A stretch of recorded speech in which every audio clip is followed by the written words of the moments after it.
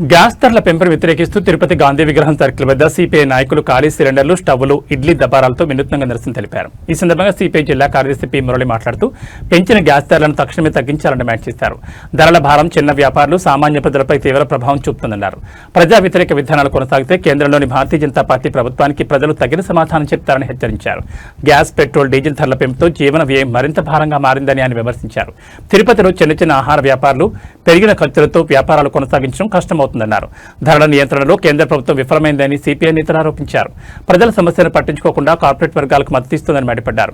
ఈ కార్యక్రమంలో సిపిఐ నగర, జిల్లా నాయకులు మరియు కార్యకర్తలు పెద్ద సంఖ్యలో పాల్గొన్నారు. 3 దఫాలుగా 4 రాష్ట్రాల ఎన్నికలు జరిగాయి.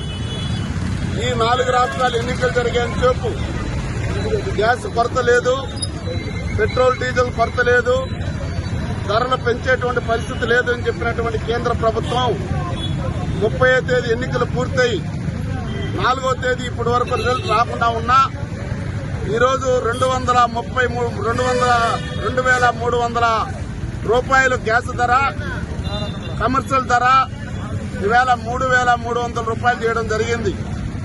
999 రూపాయల ధర పెంచడం జరిగింది.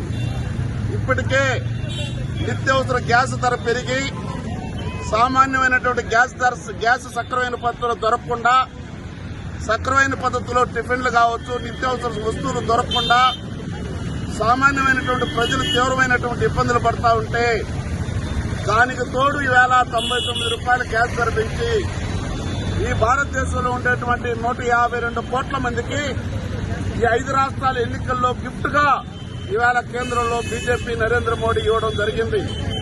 ఈవేళ ఇంత 1000 రూపాయల గ్యాస్ ధర పెంచినా ఈ రాష్ట్రంలో ఉన్నటువంటి కూటమి ప్రభుత్వం ఒక్క మాట కూడా మాట్లాడలేదు. ఇప్పటి వరకు గ్యాస్ పెరిగింది, నిరసన తెలియజేయాలని చెప్పేసిన ఆలోచన లేదు. ఈ రాష్ట్రంలో ఉన్నటువంటి 5-6 కోట్ల మంది ప్రజల పక్షాన మేము ఉన్నామని చెప్పి కూటమి ప్రభుత్వం గాని లేకపోతే ప్రతిపక్షంలో ఉన్నటువంటి మన జగన్మోహన్ రెడ్డి గాని ఒక్క మాట కూడా మాట్లాడడం లేదు. అందుకోసమే భారత కమ్యూనిస్ట్ పార్టీ ఈవేళ దేశవ్యాప్తంగా ఆందోళన కార్యక్రమం పిలుపునిచ్చాం. పెరిగినటువంటి నిత్యావసర ధరలు, పెట్రోల్, డీజిల్ ధరలు, ఈ గ్యాస్ ధరలు తగ్గించేంత వరకు ఈవేళ ఆందోళన కార్యక్రమం చేస్తాం. భారతదేశ వ్యాప్తంగా ఉన్నటువంటి అన్ని రాజకీయ పార్టీలు కలుపుకొని ఈవేళ ఉద్యమాన్ని మరింత ఉధృతం చేస్తామని చెప్పేసి ఈ సందర్భంగా కేంద్ర రాష్ట్ర ప్రభుత్వాలకు హెచ్చరిక తెలియజేస్తా ఉన్నాం. ఆదాని, అంబానీ లాభాల కోసమే ఈ రోజు కమర్షియల్ సిలిండర్ పైన 999 రూపాయలు పెంచడం జరిగింది. దీనివల్ల ప్రజలపైన భారం మోపే పరిస్థితి. ఇంత అబద్దాల మోడీ ఇంతవరకు ఏ ప్రధానమంత్రి లేదు. ఈ రోజు రోజుకు ఒక మాట ప్రజలకు చెప్పాడు. నిరుద్యోగం పెరిగిపోయింది, నిరుద్యోగం మాట పేరెత్తడు. ఈ రోజు దేవుడి పేరుతో సెంటిమెంట్ ను ఉపయోగించి కులాల, మతాల మధ్య చిచ్చు పెట్టి ఏదైనా సోషల్ మీడియాలో కొంతమంది గ్యాంగ్ ని బూతులు పెట్టడానికి ప్రయత్నం చేస్తున్నారు తప్ప ఈ దేశంలో ప్రజల సమస్యలు ఏమాత్రం పట్టించుకునే పరిస్థితి లేదు. ఈ భారతదేశంలో ఈ రోజు హిందూ మతాన్ని కాపాడుకోవడానికి సిద్ధంగా ఉన్నాం, దేశ ప్రజలు కాపాడడానికి సిద్ధంగా ఉన్నాం.